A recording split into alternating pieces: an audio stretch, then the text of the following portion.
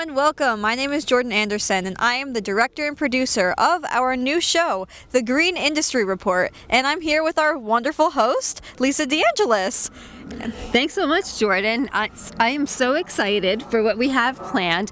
Me too. Most viewers know that Growing Green was the show that we were previously working on. Yep. And we had such a great time with Growing Green. We did. It won so many awards. But now we're moving on to the Green Industry Report. Exactly.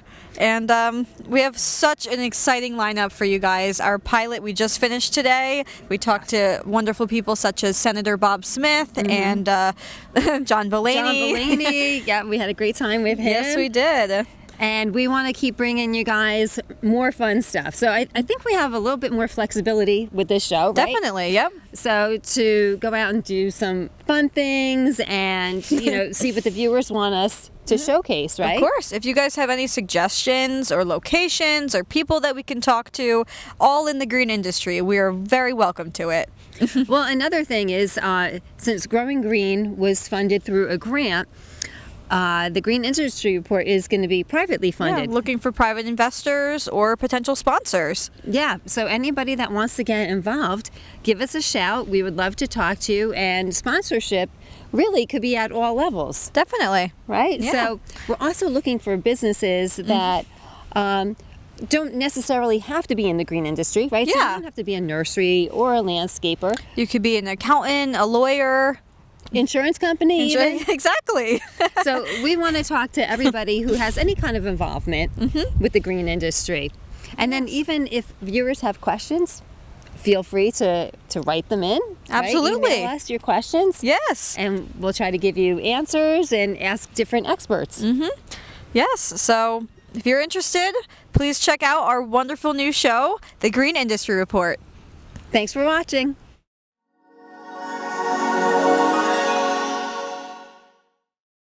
Hi, I'm Lisa DeAngelis, bringing you the Green Industry Report. Today, I'm honored to have Senator Bob Smith with us, and we are at his law office. Right. So we're getting an inside look into what you're all about, and I understand you're very involved with the green industry. Very much so. I currently chair the New Jersey Senate Environment and Energy Committee, and I have done so for approximately the past 20 years. Before that, when I was in the Assembly, I chaired the Assembly Environment Committee, so I always have had that as my portfolio. I sit on other committees like Judiciary and the State House Commission, but where I do most of what I think are my contributions are on the energy and environment side. Okay, well, you sound like a very busy person, but I do want to talk a little bit about that. So what do you think are some of the most important things that you've done? Well, I'll give you the top three, and then I'll throw an extra on top. In New Jersey, 14 years ago, we did what was called the Highlands Act. And the Highlands Act preserved 9 counties in northern New Jersey from extreme development. No more shopping centers, no more major warehouses, no more huge housing developments. And that has worked well. In the years since, the rate of growth has slowed very seriously there, and it's nice green. It's when we say we're the Garden State, we really are. So that was one really big deal, in my opinion. The second one was that for years the environmental stakeholders, the advocates, the people who were interested, always wanted to have a steady source of funding for open space acquisition, farmland preservation, and historic preservation. So we were able to modify the Constitution of New Jersey with a public question, and now that's the Constitution of our state. We generate somewhere between $100 and $125 million a year from corporate business taxes that are dedicated for those purposes. And as a result, we have a cleaner, greener state. So that would be number 2. And then number 3 is what's called SARA, the Site Remediation Reform Act. Unfortunately, we have plenty of chemically tainted, contaminated sites in the state of New Jersey. So we adopted, and this is again about 10 years ago, a new paradigm for the cleanup of dirty sites. And what we did, we're not afraid to admit we're copycats. We copied Massachusetts. And it's the only other state that does this. They have what's called LSRPs, Licensed Site Remediation Professionals.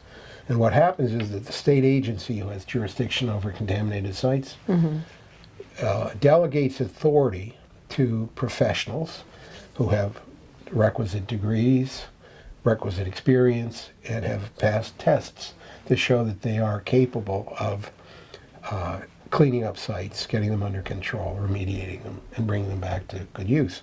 We have about 600 LSRPs in the state now, and since the act is in law, we've cleaned up more than 15,000 sites in the state of New Jersey. And we're giving Massachusetts a now good run in terms of cleaning up states faster, better, efficiently, etc. So those are like, if you said, what should you put on the tombstone? Those are the three big ones. Okay. But I've also been in other stuff which may annoy some of your readers or listeners. I'm the guy behind the single-use plastic bag ban. So the great news is 8 billion bags a year don't go into New Jersey's environment from supermarkets. The bad news is we still have lots of plastics, and plastics are a real problem. If you went to your local hospital and asked for a blood test and asked them to test for plastics, you'd be the plastic lady. We have nanoplastics in our blood and our bodily fluids. Those microplastics bring in organic chemicals that are some cancer-causing or cancer-related or disease-related or damaging to internal organs. So literally, the more plastics we put into the environment, we're killing ourselves. We're killing our children and our grandchildren. So I'm on an effort to try and reduce the amount of plastics in the environment, hopefully get rid of them totally. But for example, we got the single bag plastic ban bill done. We're now working on plasticware. And it's a very minor thing, though. You won't get plasticware unless you ask for it. Now, is that a huge burden? All right, but the shame is that the vendors of food, especially street food, many times restaurant takeouts, they'll just automatically throw the utensils into the bag, and it's a huge waste of plastic. Well, it's not a waste of plastic. It's throwing more plastics into the environment, which is very bad. So right now I'm doing my best with plastics. Well, so if I understand this correctly, so it's not just litter from the plastics, and it's just not the landfills, but the plastic is then going into the water source. So is that how we're ingesting it? We are ingesting it. The fish that we eat have plastics in them. Okay. If you do air sampling on the Alps, you'll find lots of plastic particles there. And in our rivers and bays, it's really a ubiquitous problem. People, when they think of plastics, think of the island or continent of plastic waste that's in the Pacific Ocean. Right. You should be worried about that, but you should be worried about the plastics inside your body. So one of the laws that we're working on, and it's a work in progress because it's really, really complicated, is called producer responsibility. And what you're doing is you're getting industry to be part of the team to find ways to reduce the plastic packaging, and that will help as well. So that's one of the bigger efforts we're doing. We've only had 4 hearings on it so far. Okay. And it gets more complicated every hearing.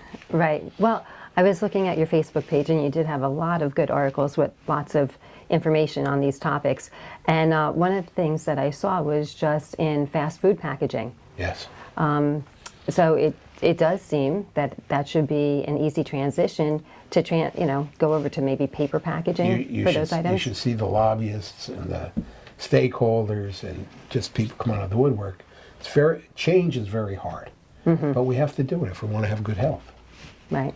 So. Yeah. And then one of the more recent things we're doing is with animals, a little bit out of my wheelhouse, but the NRDC came to me and said, there's a lot of animals in New Jersey that are in danger because they can't get to their mating grounds. So we just passed a safe corridors bill, and it just simply says when the DOT and in conjunction with DEP are doing new road planning, they need to plan a little underground tunnel for animals to get across the street rather than get killed on the street. And the funny thing is when they're built, you have predator and prey in the same tunnel. They don't bother each other because they all know it's about getting to the other side. It's interesting. Well, I think that's a great thing, helping the animals. Sure. Yeah, we want to keep our diversity, our biodiversity. Sure, sure. And then I also saw that you were working a lot with solar energy and with the farmers. So tell us a little bit about that program. Well, I'll tell you about that program, but I have to go on from that to talk about the problem that we're in, namely the global crisis. We've been working for about 4 years with the agricultural community in the state. And what we're trying to do, and we passed a law to do it, to allow for it, is called dual-use farming, or dual-use solar farming. And what that means is the farmer still continues to do whatever the farming was, growing soybeans, herding cattle, vegetables, whatever. But you then find ways to put solar panels on the farm. And most people are thinking you're talking about putting the panels over the parallel to the ground. You'd be amazed at how much solar energy you get from vertical panels on the fences. I mean, you really, farming is a tough life, all right, a lot of hard work, and you have to work really hard to make a living. So this is a way that we think we can keep farmers on the farm and not only harvesting corn, but harvesting electrons. Okay. So it's not going to cut down on crop production? Not at all. And Rutgers University right now is in the 3rd year of its study to recommend what are called best practices. In other words, if you're going to do solar farming on your farm, what's the best way? Is it better the horizontal panels, the vertical panels? You know, what should be the distance apart? How do you maximize the yield of electricity? So that's great. Now, that being great, our big problem in New Jersey, and for that matter in the United States and the rest of the world, is we don't have a grid that works. Now, the grid, when you drive around New Jersey and you see those large towers, that's part of the grid. And you need a grid in order to get electricity from the point of generation over the distribution lines to where it's needed. The problem are the distribution lines. We unfortunately in New Jersey for decades have thought that we were doing our citizens favor by making them the cheapest, smallest lines they could be. If we put another 2% into the grid when it was being built, we'd have a grid that works. Right now, you can't, if we had our wind going off the shore, we couldn't get it into the internal part of New Jersey. The grid wouldn't get it there. So we've got big problems. And without renewable electricity, and I don't want to sound like Cassandra, I don't like to be a gloom and doom guy, but things are not going well around the world right now. Yeah, just look at the news. Look at the 3,500 acres in New Jersey that are burning down right at the moment. Or a drought that's gone for a month. We're in trouble. Yeah. So there. All right. Well, that was very interesting. And I'm going to refer people to the Facebook page, unless there's something else that... And they're always welcome to listen in on the committee hearings. You know, the legislature, both houses, Senate and Assembly, broadcasts. You can tune in and listen to what your Assembly person or senator is doing. Okay. Well, we will be back with you in just a moment.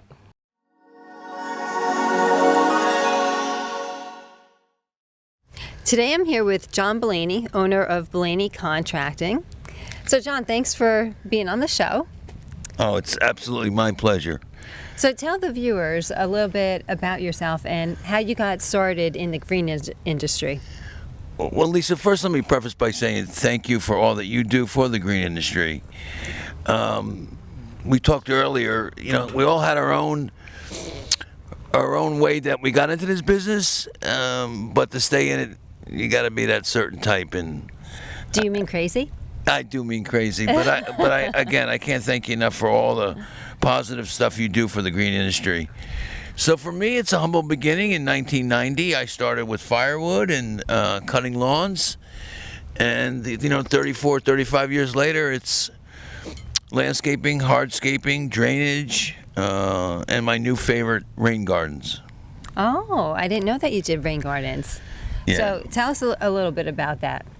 Rain gardens is a way to collect surface water from somebody's property, and instead of dumping it into the brooks or into the roads, it's an ornate and creative way to fix people's drainage problems, or take their gutters and put them in something that'll attract pollinators and so on. So just an ecological way to collect rainwater, surface water. And like you said, it's really important to help sustain the pollinators. Oh, without question, without question. So that sounds like a great way to do it and a pretty way to do it, right? It is. It is. It's by far my favorite. And knowing that you're doing your little part in helping the environment, makes you feel good at the end of the day. So how much space would somebody need to do a rain garden? Does it have to be big? No, rain gardens can be as small as a 10 by 10, 8 by 5. So yeah, it's every situation's a little different. Mm-hmm. And creativity is, is the cornerstone. It's they don't need to be very big. Okay. Now, if somebody has a big piece of property, do you increase the size based on how much land they have available? Sometimes the size of the property will dictate the size of the rain garden itself, but mainly it's the volume of water and the customer's decision on how big they want one, really. Okay, that makes sense. So how about the hardscape that you do? Is there any certain thing that you like to do the best? What's your favorite? Outdoor living spaces, where we can use some creativity and create the fire pits, fireplaces, a place for people to get outside of their home and enjoy the summers we have in New Jersey. Mm-hmm. Well, today is a little bit of a chilly November day, so we probably should have thought about this. We could have been sitting at a fire pit right now. Absolutely. Like toasting some marshmallows or something, having a drink. There you go. That sounds fun. I always spend my time working on them. Very rarely do I get to enjoy them, though. Exactly. So next time we want to go and see one of the fire pits that you Yeah, I would love to show it. I really would. All right, good. So what do you think the future holds for you and for the landscape industry as a whole? Where do you think we're headed? Well, each year has its own challenges, regulations, rules. Some I support, some not so much. But I believe that, the people that continue to educate themselves, and the more we know, the more we can help our customers, those types of businesses will survive and do pretty well. So I think there's always a need for landscaping and hardscaping. So I always remain optimistic.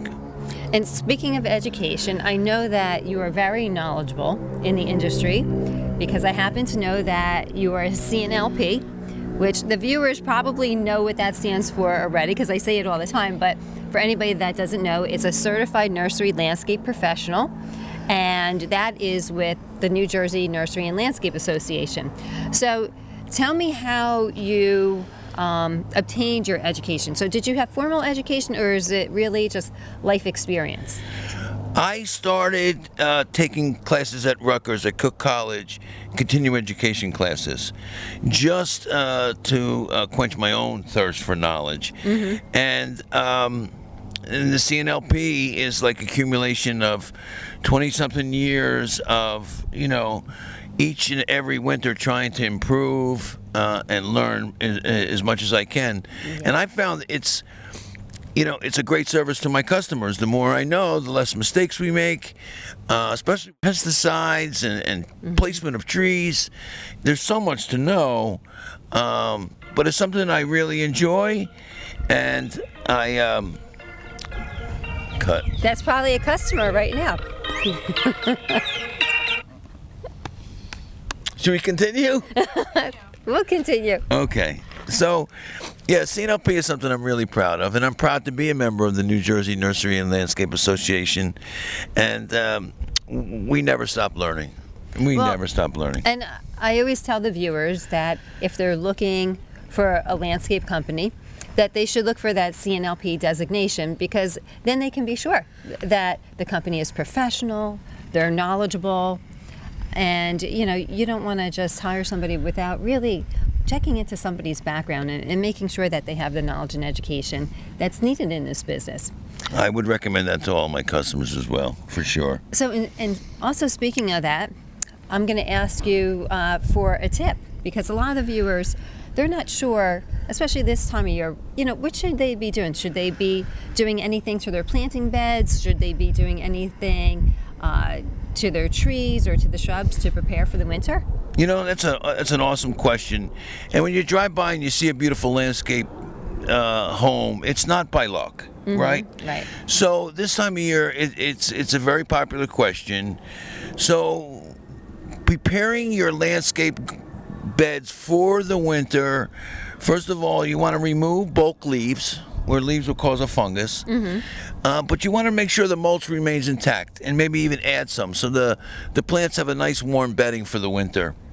Some of the smaller perennials can be, cleaned up and removed. Your hostas, your daylilies, but any of the woody plants, Russian sage, butterfly bush, hydrangeas, they should be left alone and pruned in the spring. Yeah. Okay. So. All right, so not a whole lot to do. So everybody wants it to look neat, but not go crazy, right? Absolutely. Make sure there's a warm bedding of mulch. Don't over prune. Save that for the springtime. You don't want these plants to go wounded into the winter. Right, exactly. So, yeah. All right. Well, thank you for sharing your knowledge with us, and we loved visiting you here today, and hope that you'll have us back again sometime soon at a fire pit. Well, listen, I can't thank you guys enough for coming by. I'm never shy in front of the camera, but again, I love what I do, and I want to tell the world. Thank you so much, Lisa, for coming out. Thanks, John. Thank you.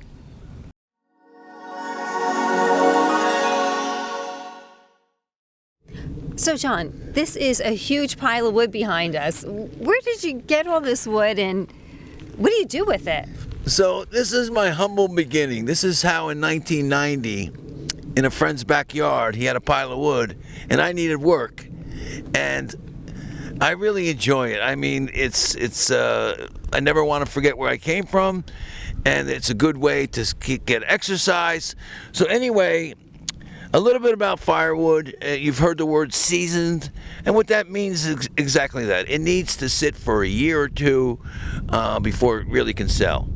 So you'll see on this side, the wood, it's a little bit different color. That's wood that's been there for a year or two. And again, we won't sell it for unless it fully seasons for 18 months. So you were saying a few minutes ago that for it to be seasoned, it's because it dries out from the inside? Is that really what's happening? Yes, the wood dries out from the inside out. For example, if it rains today, and I deliver that wood, even though it may have some moisture on it, it'll burn fine. Okay. But the moisture from the inside out is gone, and that takes a process of just being outside, in the sun, in the rain, in the wind, for about 18 months. Every type of wood is a little different, but overall, 18 months. All right, so anybody that wants to do therapy, that maybe they should give you a call, and you can, give them an axe? Yeah, we'll give you a maul. You come out and get some exercise, get some fresh air, and I'll even let you keep the wood that you do produce. Oh, that sounds like a win-win. Yep. So please, if you ever need firewood, Blaney Contracting. All right, great. Thanks, John. Thank you. At a recent gathering of green industry professionals, we asked these pros to give you some tips and tricks. So we have John Blaney here from Blaney Contracting Company. So John, have you found that a lot of homeowners say, well, I can do this myself, or I can do that myself, and then when they attempt things, they realize it's maybe not so easy. So do you come across that, and what are some of the things that maybe you wind up fixing for homeowners? It's a great question, and I hear it all the time. And there's nothing wrong with it. That's their perception. But the results are different. Yeah.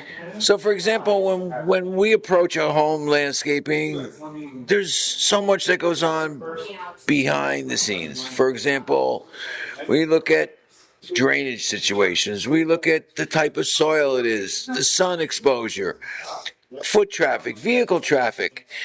Before we do any planting, sometimes we'll amend the soil.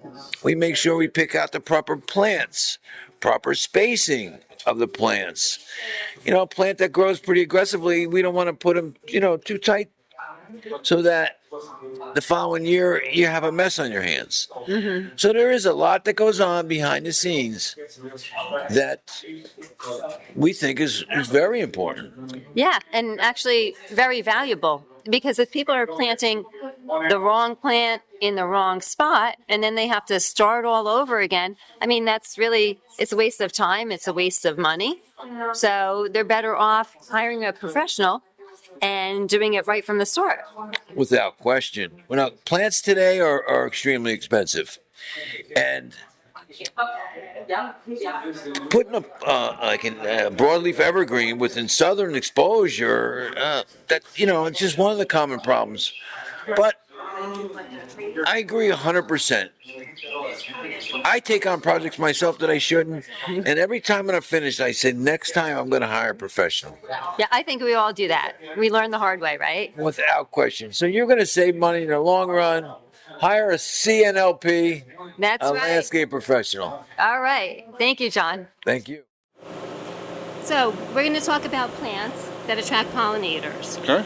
So anything that has a lot of pollen in it, that attracts bees, butterflies. So do you have any suggestions? Big blooms. We have stuff like hyacinths here that are attracted by bees and stuff like that. Also Gerbers, flowers like salvias, and parsley is a good one. Parsley is good.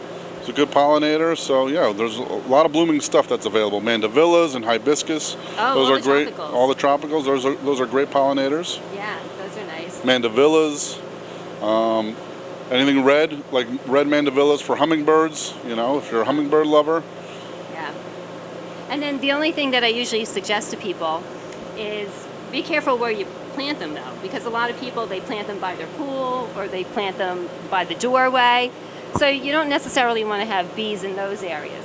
So keep it in an area of the garden where you might want to put a bench and sit out there, and they look great too, right? It's a great idea. Who wouldn't want to sit out there in the garden? Absolutely.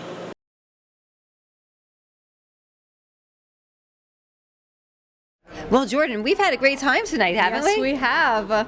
So we're at Johnson's Locust Hall Farm. Did I get that right? You did get that right. It was a little bit, I thought, out in the middle of nowhere, but it was pretty easy to find, Yeah, right? definitely. We're in Jobstown, New Jersey, celebrating the NJNLA Awards Dinner, annual 2024 Awards Dinner. Yeah, so many great recipients, right? Definitely. We met a lot of great people. Yeah. And we did a lot of kind of little quick on-the-fly interviews, right? Mm-hmm. With a lot of industry professionals. And are we going to air that on our new show? Absolutely. And our new show is called The Green Industry Report. Yes. Right? So I think that we're going to have a whole bunch of interesting things, because it's not just going to be, talking to industry professionals, but I really hope that we're going to try to get out to maybe like some growers, of course, or some retail establishments, and give the viewers a broad view of what the green industry in New Jersey entails. Of course. And we talked to a lot of great people, such as the president of NJNLA and a lot of people that just won their awards. So we host and have a lot of people on the show, and we are looking for more people to share the green industry in New Jersey. And above all, I think that we're going to make it really interactive and fun and entertaining for the viewer. Absolutely. So I hope that everybody is going to tune in and watch us, and look for Jordan will be behind the camera most of the time. I will be behind the camera, and you will be in front of the camera. I'll be in front of the camera doing the interviews, and together we hope to bring you a great show. So hope to see you guys soon. Stay tuned and keep watching.